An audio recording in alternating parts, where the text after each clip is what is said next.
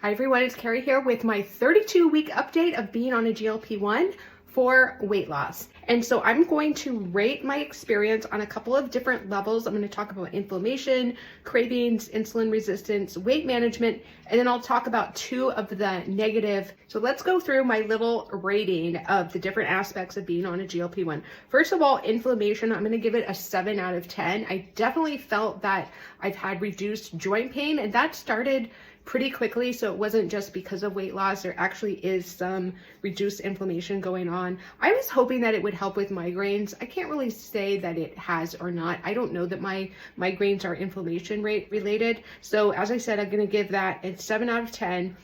And then as far as cravings go, I'm going to give it an 8 out of 10. I definitely felt like being on a GLP-1 helped me just reduce my portion sizes, and then foods that may have been like harder for me to manage my portions, like chocolate or sweets, I really just lost the craving for those. As far as insulin resistance, I'm going to give it a 9 out of 10. I've had one set of lab values since I started, and it did show my glucose markers and insulin, things like that, had been better managed, and I can feel it. I don't get hungry after meals now. And as far as weight management, I'm going to give it a 10 out of 10.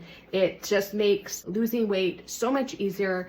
Personally, I've reached about almost my entire goal. I still have a little tiny bit more weight to lose, but you know, if I had not started a GLP-1, I for sure would not have lost the amount of weight that I lost, and then I probably would have gained more.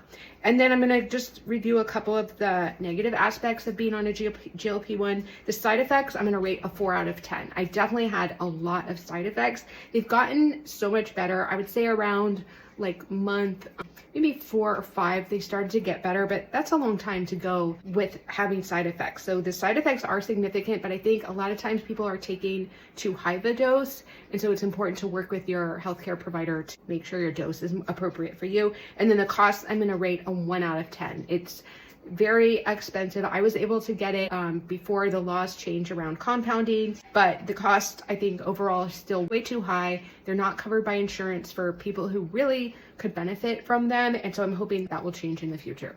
So if you have any questions, let me know in the comments, and I'll see you in the next video.